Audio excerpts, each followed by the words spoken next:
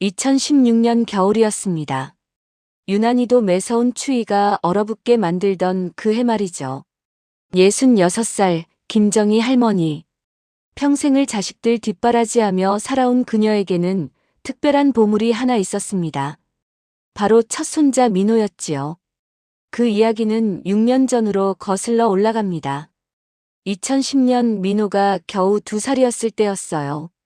그날 새벽 며느리는 잠든 아이를 두고 집을 나가버렸습니다.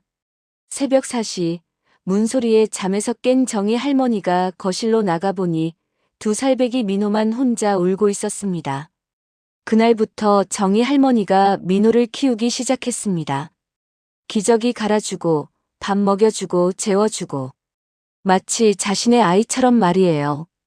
밤에 아이가 울면 일어나서 달래주고 아프면 등에 업고 병원에 뛰어가고 60을 넘긴 나이에도 불구하고 정희 할머니는 전혀 힘들어하지 않았어요. 민호는 할머니 품에서 무럭무럭 자랐습니다. 걸음마도 할머니 손을 잡고 배웠어요. 할머니의 세상은 그렇게 평화로웠습니다. 6년이 흘렀습니다. 그동안 아들 성우는 혼자서 살아가고 있었어요. 일에만 매달리며 아이는 어머니에게 맡기고요. 그런데 작년 2015년에 새로운 여자를 만났습니다. 이나영이라는 36살 여자였어요. 그녀에게도 11살 딸 수진이 있었습니다. 민호보다 1살 어린 아이였지요. 어머니, 저 재혼하려고 해요. 이제 민호도 엄마가 필요한 나이잖아요. 새 와이프는 좋은 사람이에요. 민호도 잘 봐주고. 성우는 그렇게 말하며 새 가정을 꾸렸습니다. 정희 할머니는 처음에는 걱정이 많았어요. 과연 새엄마가 민호를 친자식처럼 사랑해줄까? 하지만 이나영은 처음에는 정말 좋은 사람처럼 보였습니다. 어머니, 민호 정말 예쁘네요. 제가 잘 돌볼게요. 이나영의 말을 믿고 정희 할머니는 마음을 놓았습니다. 하지만 8살이 된 민호에게 정희 할머니의 품은 여전히 세상에서 가장 따뜻한 집이었어요. 그러던 어느 날이었어요. 아들 성훈이 집으로 찾아왔습니다. 42살의 성훈, 얼굴에는 이상한 그림자가 드리워져 있었어요. 평소보다 말수도 적고 뭔가 불안해 보였습니다. 어머니 죄송한데 민호 좀 맡아주실 수 있어요? 며칠만요. 일이 좀 급하게 생겨서. 성훈의 목소리에는 뭔가 숨기고 싶은 것이 있었습니다. 하지만 정희 할머니는 아무 의심도 하지 않았어요. 손자를 돌보는 게 뭐가 어렵겠어요? 그래, 우리 민호 할머니가 봐줄게. 일마저 잘하고 와라. 하지만 그날 밤 정희 할머니는 평생 잊지 못할 충격적인 진실을 알게 됩니다. 가슴이 찢어질 것 같은 상상도 할 수 없는 끔찍한 진실을 말이에요. 그날 밤 민호가 할머니 곁으로 조심스럽게 다가왔습니다. 아이의 얼굴은 창백했어요. 평소 밝고 활발하던 민호의 모습은 온데간데 없었습니다. 할머니, 민호의 목소리가 떨리고 있었습니다. 8살 아이가 무슨 일로 이렇게 무서워하고 있을까요? 왜 그래? 우리 민호야? 어디 아픈 데라도 있니? 열이라도 나는 거야? 정희 할머니가 다정하게 물으며 민호의 이마에 손을 대어 보았어요. 열은 없었지만 아이의 몸이 부들부들 떨리고 있었습니다. 그런데 민호는 입을 다물고 말하지 않았어요. 뭔가 말하고 싶지만 말할 수 없는 것처럼 두려워하는 것 같았습니다. 민호야, 할머니한테는 뭐든지 말해도 돼. 할머니가 우리 민호 지켜줄 테니까. 무슨 일이 있었어? 정희 할머니가 민호를 부드럽게 안으며 등을 토닥여 주었어요. 그제서야 민호가 조금씩 마음을 열기 시작했습니다. 할머니, 새엄마가, 응. 새엄마가 어떻게 했어? 새엄마가 나한테 말하지 말라고 했어요. 아무한테도.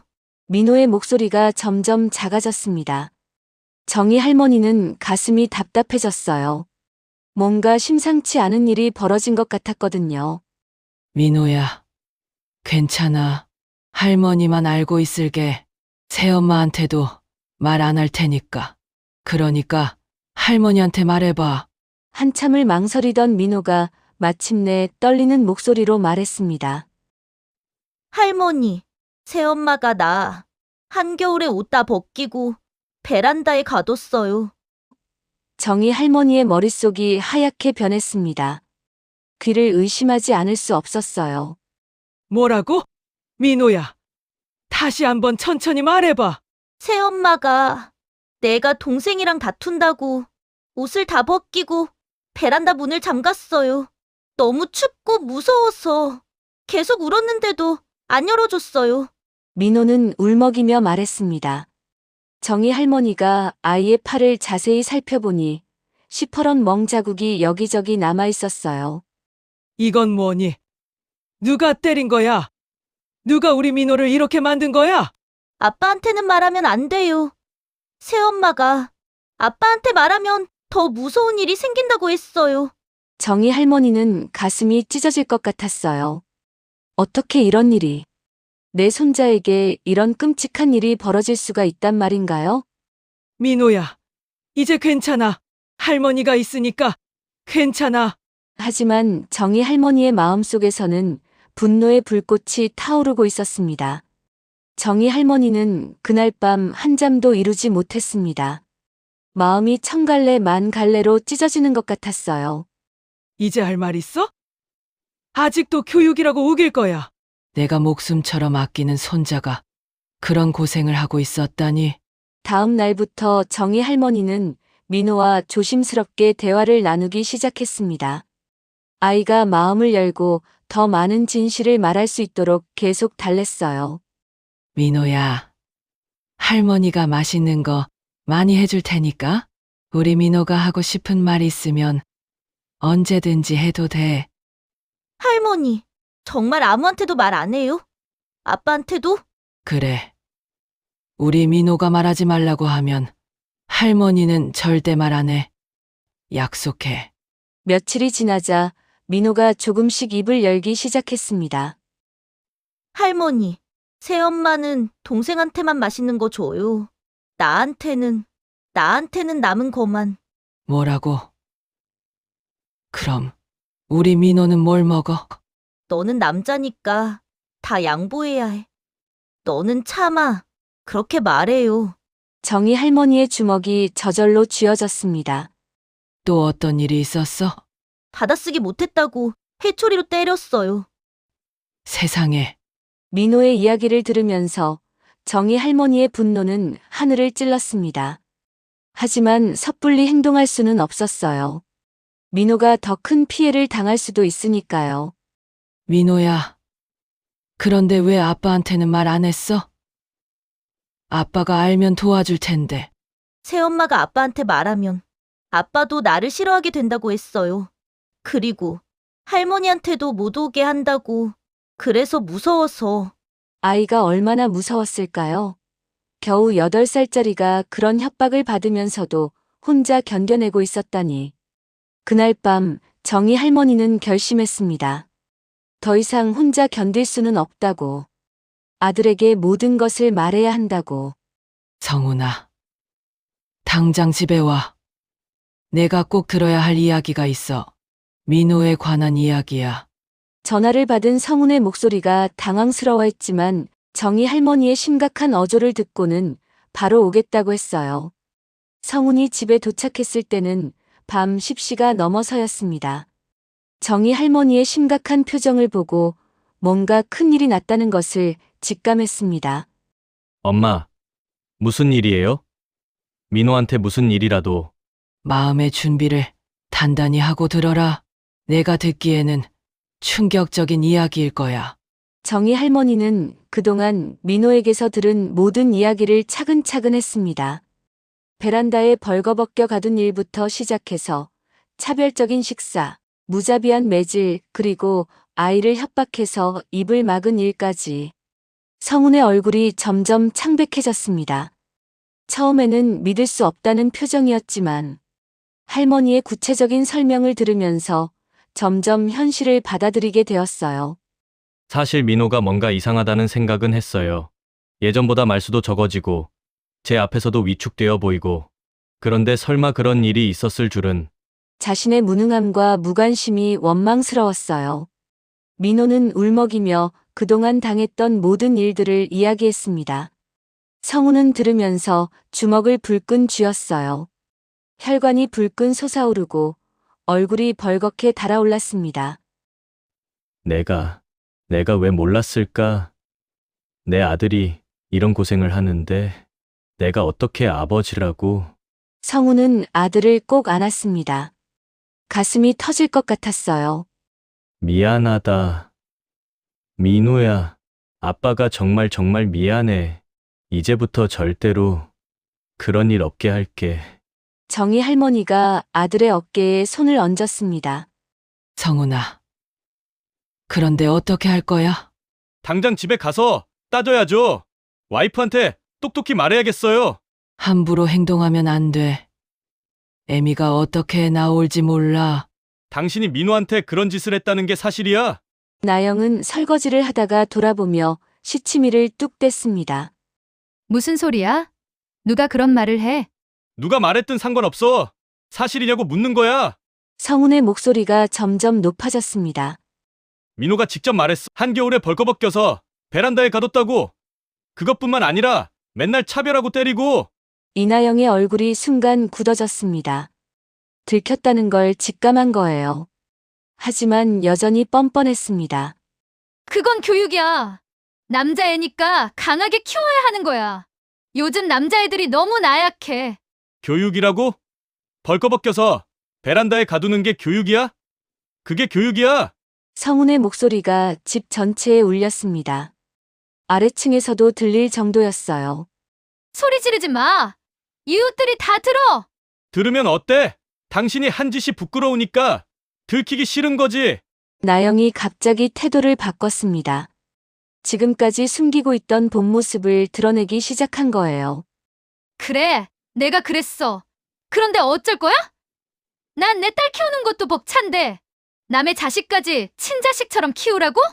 성우는 믿을 수 없다는 표정으로 아내를 바라봤습니다.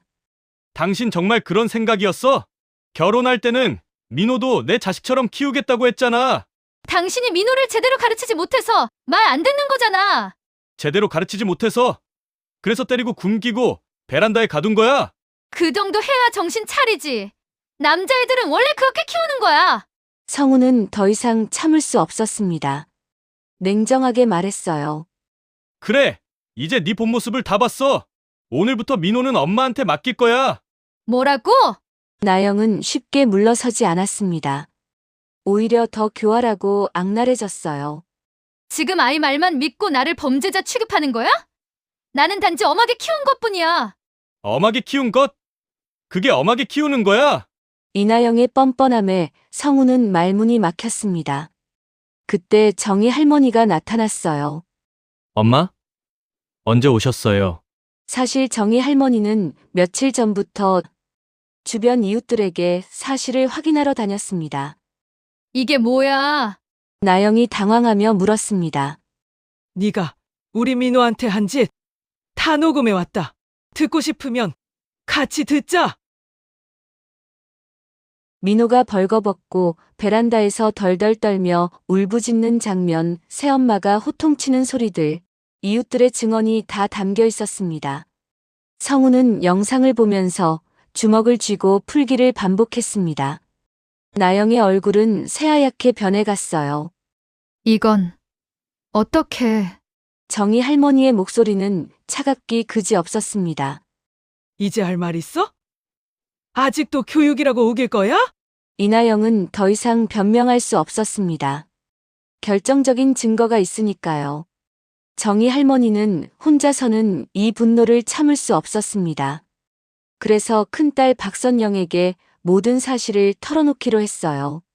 선영아, 엄마가 너한테 할 이야기가 있어. 민호에 관한 이야기인데. 선영은 44살 어릴 때부터 성격이 불같았습니다. 특히 가족을 건드리는 사람들에게는 절대 관대하지 않았어요. 동생들을 누구보다 아끼고 보호하려는 언니였거든요. 정희 할머니가 그동안 있었던 일들을 차근차근 설명했습니다. 이나영의 학대, 민호가 당한 고통, 그리고 CCTV에 찍힌 영상들까지. 이야기를 다 들은 선영은 눈이 완전히 뒤집혔습니다. 뭐라고?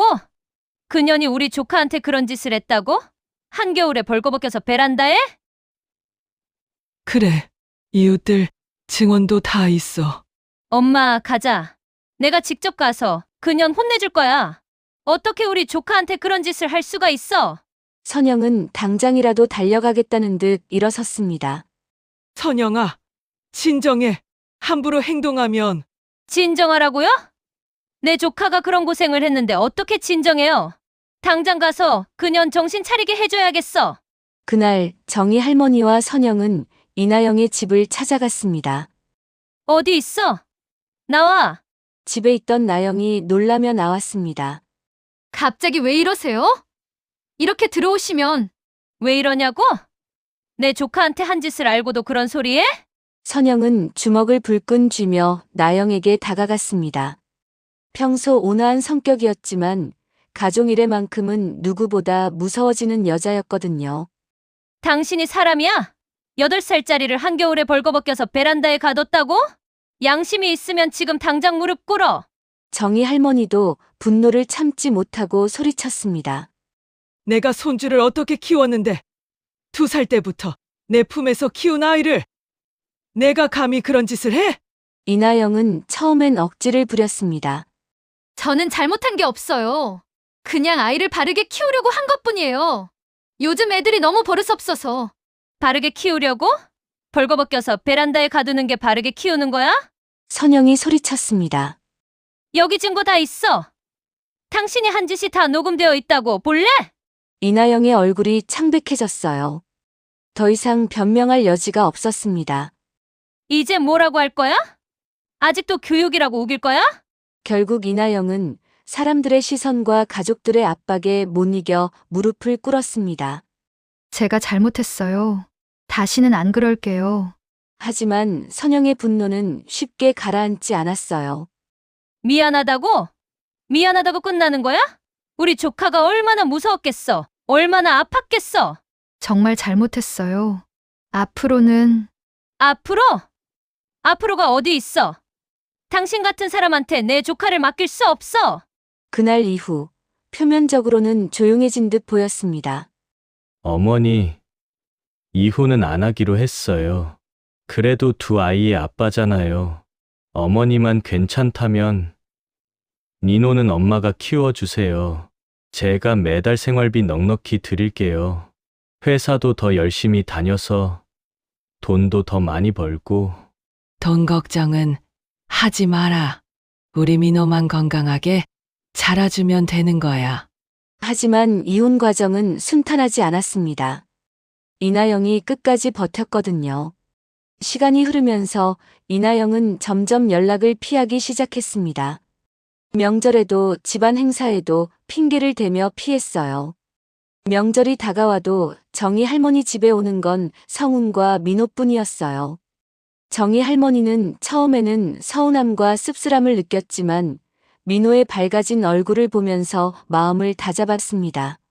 그래, 됐다. 그런 사람들 없어도 우리는 괜찮아.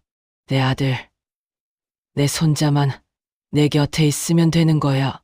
민호는 할머니 집에서 다시 생활하게 되면서 점점 예전의 밝은 모습을 찾아갔습니다. 학교에서도 성적이 올랐고 친구들과도 잘 어울리기 시작했어요. 할머니, 나 오늘 수학시험 100점 받았어. 그래? 우리 민호 정말 똑똑하네. 할머니가 맛있는 거 많이 해줘서 그런 것 같아. 이제는 무서운 일도 없고. 민호의 말에 정희 할머니는 가슴이 뭉클했습니다. 성훈도 아들과의 관계를 회복하기 위해 노력했습니다. 주말마다 민호와 시간을 보내고 아이의 이야기를 들어주려 애썼어요. 민호야, 아빠가 늦게 깨달아서 미안해. 앞으로는 아빠가 널 지켜줄게. 아빠, 괜찮아. 이제 할머니랑 같이 살아서 정말 행복해. 세월이 흘러 민호는 정희 할머니의 헌신적인 사랑 속에서 건강하게 성장했습니다. 중학교, 고등학교를 거쳐 마침내 좋은 대학에도 입학했어요. 할머니, 대학 합격했어요. 정말? 우리 민호가 20살이 된 민호는 키도 훌쩍 크고 마음도 넓은 청년으로 자라 있었습니다. 할머니, 제가 대학 다니면서 아르바이트해서 용돈도 드릴게요. 할머니께서 저를 이렇게 키워주셨는데, 무슨 소리야. 할머니는 우리 민호만 건강하고 행복하면 되는 거야. 대학을 졸업한 민호는 좋은 회사에 취직했습니다. 그리고 첫 월급으로 할머니께 선물을 사드렸어요. 할머니, 이거 받으세요. 제 첫 월급으로 산 거예요. 이런 비싼 걸 왜 사왔어? 할머니가 저를 키워주지 않았다면 지금의 저는 없었을 거예요. 정말 감사해요. 지금 민호는 26이 되었습니다. 그리고 이나영은 연락이 끊어졌습니다. 민호와는 전혀 연락하지 않아요. 정희 할머니는 때때로 생각합니다. 하지만 후회는 없습니다. 오히려 그 일이 있었기에 민호와 더욱 끈끈한 사이가 될 수 있었다고 생각해요. 지금도 민호는 자주 할머니를 찾아옵니다. 맛있는 음식도 사오고 할머니와 함께 시간을 보내며 이야기꽃을 피워요. 내 인생의 가장 큰 선물은 바로 이 손주였구나. 힘든 일들이 많았지만 결국은 모든 게 잘 되었어. 내가 끝까지 포기하지 않고 지켜낸 게 정답이었어.